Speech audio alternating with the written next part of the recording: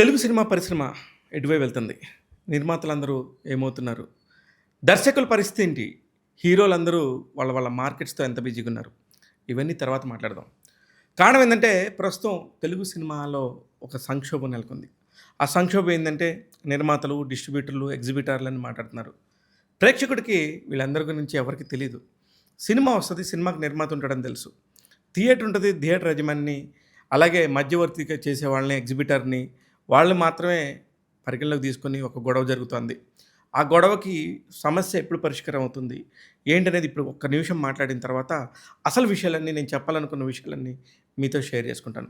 కారణం ఏంటంటే, ఇక్కడ డిస్ట్రిబ్యూటర్‌లలో థియేటర్స్ సింగిల్ స్క్రీన్స్ ఉండాలి, ఉండకూడదు అనే టాపిక్ నడుస్తుంది.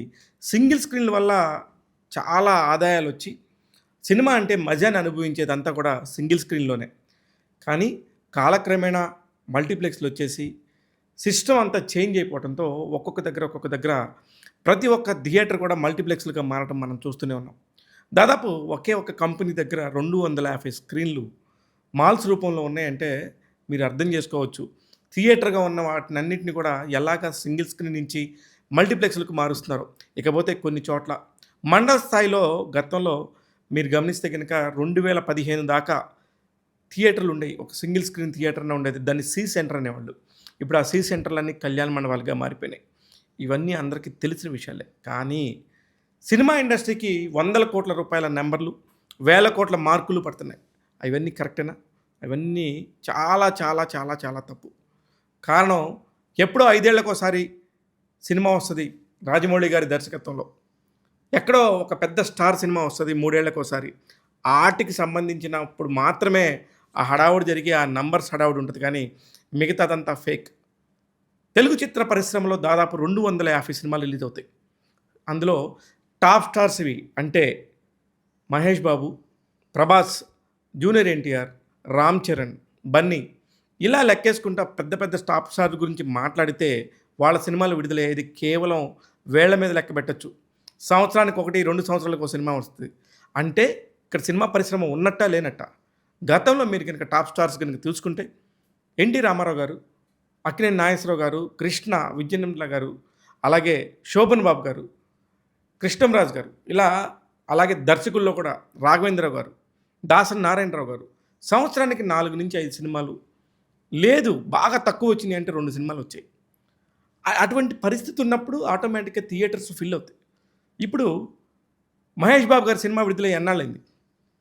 జూనియర్ ఎన్టీఆర్ గారి సినిమా వచ్చి ఎంతకాలం అయింది? అల్లు అర్జున్ గారి సినిమా పుష్ప 2 విడుదలై ఎన్ని సంవత్సరాలైంది? ఇలా లెక్కలేసుకోవాలి.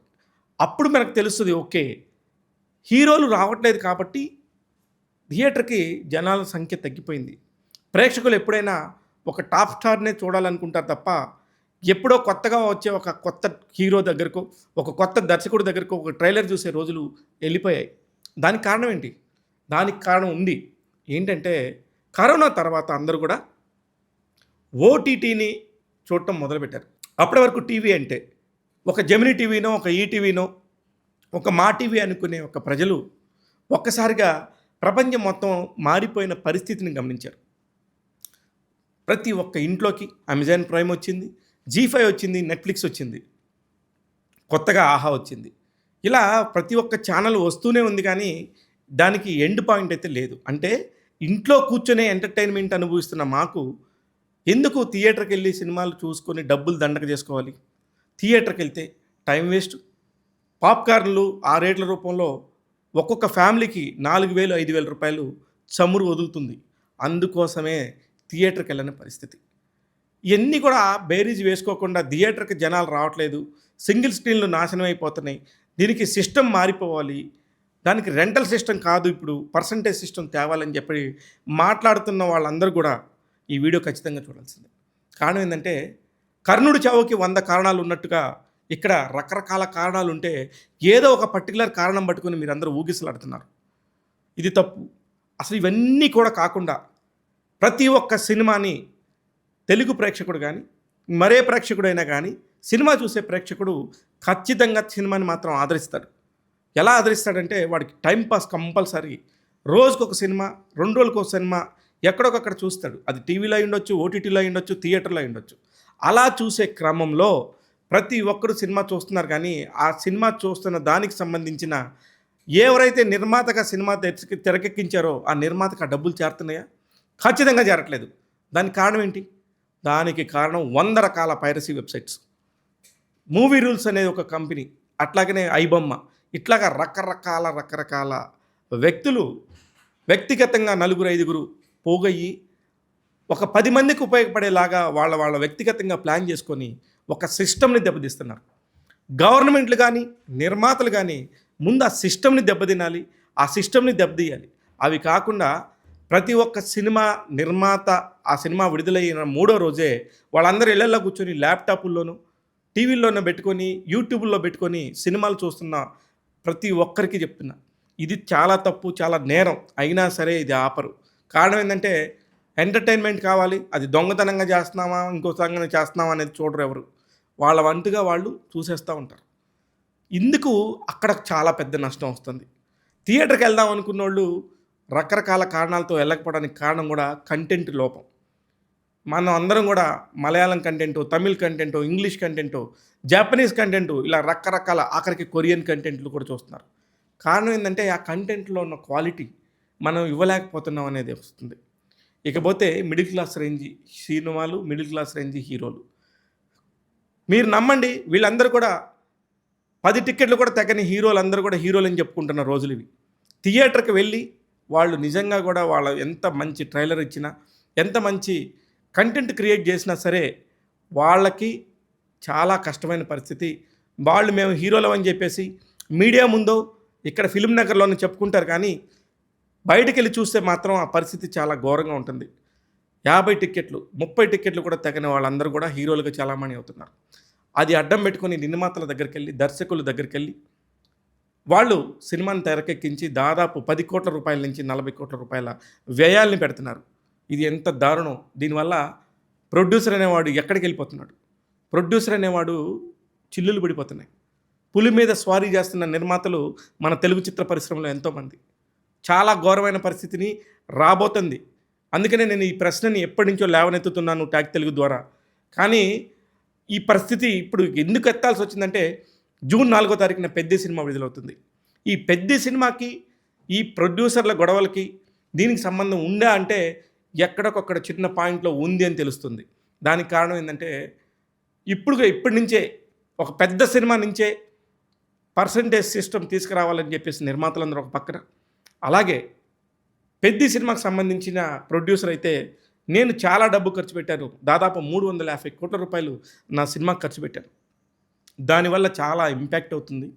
నాకు గనుక పర్సంటేజ్ విధానంలో అయితే గనుక నేను పెట్టిన డబ్బుకి నాకు చాలా రికవరీ చాలా కష్టం కాబట్టి నాకు రెంటల్ వ్యవస్థే ఉండాలని చెప్పేసి పాత పద్ధతిలో ఎలా జరుగుతుందో సినిమా ఇండస్ట్రీ మొత్తం అలానే ఉండాలని ఆ నిర్మాత మొత్తుకుంటున్నాడు. ఇకపోతే రావాల్సిన సినిమాలన్నీ కూడా దాదాపు 20 కోట్లు, 30 కోట్లు, 40 కోట్ల రూపాయల బడ్జెట్‌లో తయారవ్వాల్సిన సినిమాలు దాదాపు 100 కోట్ల పైన వెళ్ళిపోయినాయి. నిర్మాతలు కుయ్యో ముర్రో అంటూ నెత్తిన చేతులు పెట్టుకొని తన పరిస్థితి ఎటువైపు వెళ్ళాలో అర్థం కాక నానా కష్టాలు పడుతున్నాడు. ఇదంతా ఎవరి కోసం చెప్తున్నాం అంటే సినిమా పరిస్థితి రాబోయే కాలంలో మొత్తం చిల్లులు పడిపోయింది. పడవంతా ఎక్కడికక్కడ చిల్లులు పూడ్చుకునే పరిస్థితిలో ఉన్నారు నిర్మాతలంతా. ఒక పడవలో నీళ్ళన్నీ వచ్చేస్తున్నాయి. చిన్నగా మునిగిపోతున్నారు ఒక్కొక్క నిర్మాత. తేరుకోండి. ఇండస్ట్రీ మొత్తం నాశనం అయిపోతుంది. ఇండస్ట్రీ సర్వనాశనం అయిపోబోతుంది. మీరందరూ కూడా గమనించుకోండి. వచ్చే రూపాయిని ముందే దృష్టిలో పెట్టుకొని ఓటీటీ డీల్స్ ముందే కుదుర్చుకొని చేసుకునే సినిమాలు మాత్రమే చేయగలరు. అదర్వైజ్ సినిమాలు చేయడం చాలా కష్టం. లేని పక్షంలో 2 కోట్లు, 2.5 కోట్లు, 3 కోట్ల రూపాయల సినిమాలకి చాలా మంచి వాల్యూ రాబోతుంది. దాదాపు 5 కోట్ల రూపాయల దాకా సినిమా కనుక తీసుకురాగలిగితే సినిమాలో కంటెంట్ ఉంటే కనుక మీరు దాన్ని ఎంతకి మంచి రేట్లకు అమ్ముకుని ఓటీటీ డీల్స్ చేసుకొని తద్వారా థియేటర్ ద్వారా వచ్చే కొంతని మాత్రం మీరు మిగుల్చుకోగలరు. ఇది జరగబోయే సిస్టమ్. ఇలా కాకుండా మేము ఇలా ఇన్ని 100 కోట్లు ఖర్చు పెడతాం, ఇంత పెట్టి చేస్తాము, ఈ సినిమాల వల్ల లాభాలు తెచ్చుకుంటాం అంటే మాత్రం అది కళ్ళే అవుతుంది. నేను చెప్పే 6, 7 హీరోలు కాకుండా పెద్ద హీరోలు వాళ్ళు కాకుండా మిగతా వాళ్ళందరూ హీరోలు అనుకొని సినిమాలు చేస్తున్నప్పుడు అదంతా కూడా చాలా ప్రాబ్లమ్స్లో పడిపోయే పరిస్థితి ఉంది. ఒక హీరో దాదాపు 50 కోట్ల నుంచి 75 కోట్లు, 100 కోట్లు, 150 కోట్లు ఛార్జ్ చేస్తున్నాడంటే ఖచ్చితంగా ఆ హీరోని భాగస్వామిగా మీరు చేసుకుంటే తప్ప భవిష్యత్తులో సినిమాలు తీసే పరిస్థితి నిర్మాతలకు ఉండదు. ఇది ముందుగానే హెచ్చరిస్తున్నా అనుకుంటున్నారో, లేకపోతే అది అందరికీ తెలిసిన విషయం అనుకుంటున్నారో మీరేమైనా అనుకోండి, కానీ రాబోయే రోజులు మాత్రం చాలా గడ్డు కాలం తెలుగు సినిమా పరిశ్రమకి. చాలా చాలా క్లిష్టమైన పరిస్థితి ఎదుర్కోబోతున్నారు. థియేటర్లు కొనేవాళ్ళు లేక, థియేటర్‌కి జనం రాక, ఓటీటీలకు డబ్బులు రాక, ఓటీటీలో మీ సినిమాలు చూడక, మీ సినిమాలు అమ్ముడుపోక, మీరందరూ కూడా రోడ్డున పడే పరిస్థితి రాబోతుంది. తస్మాత్ జాగ్రత్త. ఇలాంటి ఎందుకు ఇప్పుడు చెప్పాల్సి వస్తుందంటే అన్ని రకాల ప్రాబ్లమ్స్. ఒకదానికి ఒక ప్రాబ్లం కాదు, ఒక్కొక్క దానికి వందల ప్రాబ్లమ్స్. హీరోలు చాలా కన్వీనియంట్‌గా సంవత్సరానికి ఒక సినిమా అన్న చేసేవాళ్ళు. అలాంటిది ఇప్పుడు క్వాలిటీ అని, కంటెంట్ అని, పెద్ద సినిమాలని ఒక రాజమౌళి గారు కానీ, ఎవరో ఒక్కళ్ళు తీశారని చెప్పేసి మరొకళ్ళు, ఇంకొకళ్ళు తీశారని ఇంకొకళ్ళు, పులిని చూసి నక్క వాతలు పెట్టుకున్న చందాన ప్రతి ఒక్క సినిమాని కూడా అలా చేస్తున్నాం, ఇలా చేస్తున్నాం అని వీఎఫ్ఎక్స్ బారిన పడుతున్నాయి. 3 సంవత్సరాలు 4 సంవత్సరాలు వీఎఫ్ఎక్స్ చేస్తున్నారు ఒక్కొక్క సినిమాకి. ఏ సినిమా అయినా 2:30 గంటలు మాత్రమే చూడగలరు, లేదు 3 గంటలు మాత్రమే చూడగలరు. ఆ 3 గంటల టైం తర్వాత మొత్తం ఎటువైపు వెళ్ళిపోతుంది సమాజం అంతా ఒక్కసారి ఆలోచించండి. దీనివల్ల కొన్ని వందల వేల కుటుంబాలు రోడ్డున పడబోతున్నాయి సినిమాలు లేక. కానీ టెక్నీషియన్స్గా ఉండే వాళ్ళందరికీ ఎటువంటి ప్రాబ్లం ఉండదు. దేనికంటే వాళ్ళకి ఏదో రకంగా ఎక్కడొకక్కడ పని దొరుకుతూనే ఉంటుంది. కానీ సౌలభ్యంగా సినిమా పరిశ్రమ పుష్కలంగా గతంలో లాగా పచ్చగా ఉండాలంటే మాత్రం బడ్జెట్స్ కంట్రోల్ చేసుకోవాలి. జాగ్రత్తగా మసులుకుంటూ సినిమాలు తీసుకుపోతే మనం గతంలో చూసిన వైభోగాలు, పెద్ద పెద్ద ఫంక్షన్లు, పెద్ద పెద్ద స్టార్లు ఉండనే ఉండరు. అవన్నీ కనుమరుగయ్యే టైము మనకు దగ్గరలోనే ఉంది. అందుకనే ఎవ్వరూ కనుమరుగవకుండా అంతర్లీనంగా అందరూ కూడా ఒక మాట అనుకొని సినిమాని బతికించుకుందాం, సినిమా పరిశ్రమని బతికించుకుందాం అనుకున్నప్పుడు ఇదంతా కూడా ఒక పరిణామ క్రమం అంటారు. ఈ పరిణామ క్రమం జరుగుతున్నప్పుడు ఒక్కొక్కసారి ఒక్కొక్క ప్రాబ్లం వస్తుంది. ఇదంతా కూడా ఇప్పుడు అందరూ కూడా ఒక ప్రాబ్లంలో వచ్చిన పరిస్థితి. దీన్ని అందరినీ సార్ట్అవుట్ చేసుకోవడానికి ఒక దగ్గర కూర్చొని అందరూ కూడా ఏం జరుగుతుంది, ఎలాంటి పరిస్థితుల్లో మనం సినిమాలు విడుదల చేస్తున్నాం, ఎట్లా రెవెన్యూ వస్తుంది, రెవెన్యూ రాని పక్షంలో మన ప్రొడ్యూసర్ పరిస్థితి ఏంటి, మన హీరో పరిస్థితి ఏంటి, మన దర్శకుడి పరిస్థితి ఏంటి, ఒకసారి సినిమా తీసిన దర్శకుడు మరో సినిమా రావడానికి ఎన్ని సంవత్సరాలు ఎందుకు పడుతుందంటే మొదటిసారి తీస్తున్నప్పుడు అతను చాలా కన్విక్షన్‌తోని ₹1,00,00,000 లోపు ₹2,00,00,000 సినిమా తీద్దాం అనుకుంటాడు. కట్ చేస్తే సినిమా రిలీజ్ అవ్వగానే కొద్దిగా మంచి దర్శకుడు అని పేరు రాగానే ఇమ్మీడియట్‌గా 20,00,00,000, 40,00,00,000, 50,00,00,000, 100,00,00,000 పెడుతున్నారు. దానివల్ల నష్టపోతుంది ఎవరు? తద్వారా ఆ సినిమా తర్వాత ఆ సినిమా కనుక బాగలేని పక్షంలో ఆ దర్శకుడు కనబడకుండా వెళ్ళిపోతున్నాడు. ఇది చాలా బాధతో, ఎంతో ఉద్వేగంతో చెప్తున్న మాటలు. సినిమా మీద, సినిమా పరిశ్రమ మీదున్న ప్రేమతో మాట్లాడుతున్న మాటలు. ఒకసారి గమనించుకోండి నిర్మాతలారా. మీరందరూ కూడా చాలా ఇబ్బందికరమైన పరిస్థితుల్లో ఉన్నారు. మీకు తెలుస్తుందో లేదో, మీరు కట్టే డబ్బులు, మీరు కట్టే వడ్డీలు, మీరు తీసుకొచ్చిన డబ్బులు, మీరు తీసుకొచ్చిన అప్పులు, ఇవన్నీ కూడా ఒక్కసారి లెక్క చూసుకొని మీ హీరోతో కూర్చొని, మీ దర్శకుడితో కూర్చొని మా పరిస్థితి ఇది, దీనికి సంబంధించి మనం ఎలా చేయగలం, ఎంత మంచి సినిమా చేద్దాం, ఎంత మంచి కంటెంట్ ఉన్న సినిమా చేద్దాం, కథ మీద కూర్చోండి, కంటెంట్ మీద కూర్చోండి. ఇలాగా కాంబినేషన్స్ని సెట్ చేసేసి మీరు కూడా క్యాషియర్లు అవ్వకండి. నిర్మాతలంటే ఒక మంచి క్రియేటివిటీ ఉండిది, దాంతో వ్యాపారం చేసేవాళ్ళే నిర్మాతలు అవుతారు. అలా కాకుండా క్యాష్ చేసుకొచ్చి కంటెంట్ ఉంది కదా, కాంబినేషన్ సెట్ చేశాం కదా, మా పని అయిపోయిందని అనుకోవద్దు. ఇలాంటి పరిస్థితి వస్తే భవిష్యత్తులో సినిమా పరిశ్రమ ఉండదు. ఇకపోతే ఓటీటీ డీల్స్లో సినిమా వస్తుంది కదా అనుకుంటున్నారు. దానికి కూడా సినిమా రిలీజ్ని నిర్ణయిస్తుంది ఎవరు అనుకుంటున్నారు? నిర్మాతలు అనుకుంటున్నారేమో. నిర్మాతలు కానే కాదు, ఓటీటీ వారు మీ సినిమా పలానా రోజు రిలీజ్ చేసుకోవాలంటే వాళ్ళ సినిమాకి ప్రమోషన్ అయినా అవ్వకపోయినా, ఆ సినిమా ప్రజల్లోకి చేరినా చేరకపోయినా, పలానా ఓటీటీ వాడు పలానా జూన్ 17వ తారీఖు సినిమా రిలీజు, పలానా జూన్ 24వ తారీఖు సినిమా రిలీజు, పలానా ఆగస్టు 15వ తారీఖు సినిమా రిలీజ్ అంటే వాడు చెప్పిన డేట్కి వీళ్ళు చేసేసే పరిస్థితి. ఒకప్పుడు ఎంతో హుందాగా సినిమాని నడిపించిన నిర్మాత, అమ్మలాంటి నిర్మాత కనుమరుగైపోతున్నాడు. తస్మాత్ జాగ్రత్త. ఎవరికి వారు ఇండిపెండెంట్గా సినిమాలు తీసుకుంటారు. వాళ్ళ పిల్లల్ని పరిచయం చేసుకోవడానికో, వాళ్ళ గొప్పతనాన్ని చూపించుకోవడానికో, పర్వాలేదులే పోతే 5 కోట్లే కదా, 10 కోట్లే కదా అనుకుని వాళ్ళ డబ్బుని వదులుకోవటానికి మాత్రమే సినిమాలు తీస్తారు తప్ప, క్వాలిటీగా, కంటెంట్ఫుల్గా ఒక మంచి సినిమా తీద్దాం, ఈ మంచి సినిమాని తెరకెక్కించి థియేటర్లో నిలబెడదాం, తద్వారా మేము మంచి క్రియేటివ్గా మేము చేయగలం అని చెప్పేసి ఏ నిర్మాత అనుకుని పరిస్థితి ఉండేది. ఒకప్పుడు నిర్మాతలు ఉండేవాళ్ళు. రామానాయుడు గారు, ఎంఎస్ రాజు గారు, దిల్ రాజు గారు, వీళ్ళందరూ కంటెంట్ మీద కూర్చొని ఒక్కొక్క సంవత్సరం ఒక్కొక్క 2 సినిమాలైనా వచ్చాయి. ఈ రోజున అలాంటి పరిస్థితి లేనే లేదు.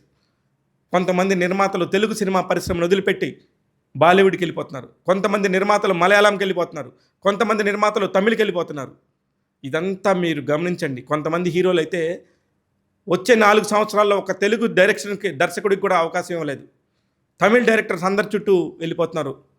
ఇవన్నీ కూడా చాలా ఇబ్బందికరమైన పరిస్థితి. అదేమంటే సినిమా మారిపోయింది, సినిమా పాన్ ఇండియా రేంజ్కి వెళ్ళిపోయింది, పాన్ వరల్డ్కి వెళ్ళిపోయింది అంటున్నారు. అంతా అబద్ధం. అందరూ పులి మీదే స్వారీలు చేస్తున్నారు. ఇది నేను ఘంటాపదంగా చెప్తున్నది. 100 మందిని అబ్జర్వ్ చేసి ఇండస్ట్రీలో ఉన్న పరిస్థితులన్నింటినీ అవగాహన చేసుకొని ఎంతో ఉద్వేగంతో సినిమా పరిశ్రమ బతకాలని చెప్తున్న మాటలు. చూస్తూనే ఉండండి టాక్ తెలుగు. మరిన్ని వీడియోస్తో మీ ముందుకు వస్తాను. నేను మీ శివ మల్లాల.